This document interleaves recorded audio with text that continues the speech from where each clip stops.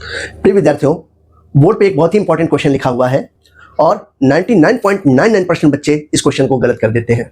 आइए देखते हैं इस क्वेश्चन को कैसे इजी तरीके से हम लोग सॉल्व कर सकते हैं। क्वेश्चन में कहा गया कि यह 100 वाट बल्ब एक बल्ब है जिसका पावर 100 वाट दिया गया है। Emits monochromatic light. Monochromatic light किसको कहते हैं? जो सिंगल कलर की लाइट को बाहर निकालेगा। हैविंग वेवलेंथ 300 नैनोमीटर, और उस लाइट की वेवलेंथ 300 नैनोमीटर है। Calculate the number of photons per second. Number of photons per second find out करना है। आइए देखते हैं इस क्वेश्चन को कैसे सॉल्व करेंगे। हम लोग जानते हैं कि पावर P इक्वल टू क्या होगा? W/T होता है। W मतलब जूल हो गया, T का मतलब तो क्या है? टाइम है। तो W की यूनिट क्या होती है? जूल, वर्डन है, तो ये जूल पर सेकेंड हो गया। और यही पावर जो तक कितना दिया गया? ये 100 वाट दिया गया है, यानी कि 100 वाट ये किसके इक्वल है? इसी को मैं कह सकता हूं कि 100 जूल पर सेकेंड के इक्वल है। बात ये हो गई। अब आइए हम लोग देखें, यहां पे हम लोग जानते हैं कि इसमें पूछा गया है कि number of photons per second. तो number of photons per second निकालने के लिए हम लोग क्या करेंगे? ये पावर है, पावर को हम लोग एनर्जी से डिवाइड कर देंगे। पावर को एनर्जी से जो डिवाइड करेंगे तो पावर की यूनिट क्या है? जूल पर सेकेंड है। देखिए ध्यान से समझिएगा, ये जूल पर सेकेंड है।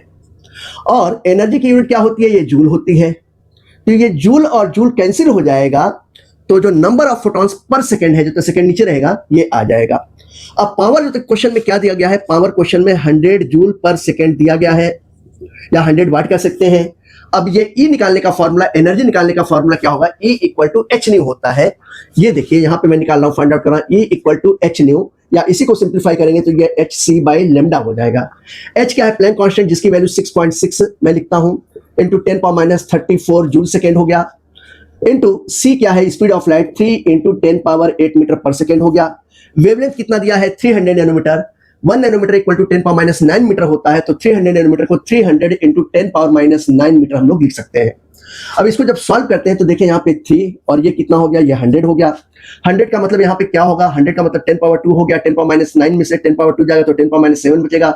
10⁻7 ऊपर जाएगा तो +7 हमें आ जाएगा। तो यानी कि कहने का अर्थ है कि इसको 6.6 इंटू 10⁻34 इंटू 10⁸ और +7 10⁻15 हो जाएगा।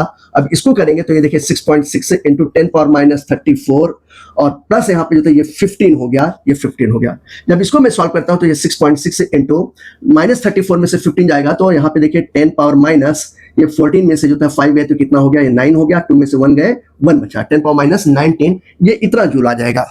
अब यहाँ पर मैं क्या करता हूँ कि ये 6.6 इंटू 10⁻19 ये जूल हो गया। अब जब इसको सॉल्व करेंगे तो ऐसी कंडीशन में क्या हो जाएगा?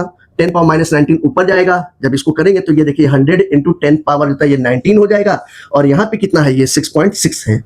अब इसको देखें अगर हम लोग, तो ये देखें यहाँ से अगर मैं ये डेसिमल हटा देता हूं तो यहाँ पे 10 आ जाएगा और ये 10⁻20 हो जाएगा। अब इसको सिंप्लीफाई करते हैं तो ये देखिए 50 गया और ये कितना हो गया? ये 33 हो गया। अब 50 में जो था 33 से डिवाइड कर दीजिए। अगर 50 में हम लोग 33 से जो था डिवाइड करते हैं तो ये 1 हो गया, ये कितना गया? 33 गया। अब ये देखिए यहाँ पे 7 हो जाएगा, यहाँ पे 17 हो जाएगा। अब इसके यहाँ पे देखेंगे तो ये कितना हो गया? 170।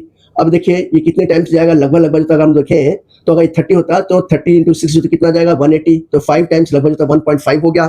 अब इसको जब सॉल्व करेंगे तो ये वैल्यू कितनी हो जाएगी? ये 1.5 इंटू 10⁻20 पर सेकेंड। ये देखिए यहाँ पर यही आंसर हो जाएगा। This is the answer. ये आपने देखा कि ये क्वेश्चन कितने आसानी तरीके से सॉल्व हो गया, और इस क्वेश्चन को इस तरीके से हम लोग सॉल्व करेंगे। This is the answer for this question. उम्मीद करता हूं आप सभी को अच्छे से ये क्वेश्चन समझ में आया होगा। आपको प्रैक्टिस करने की जरूरत है। Okay, thank you for watching.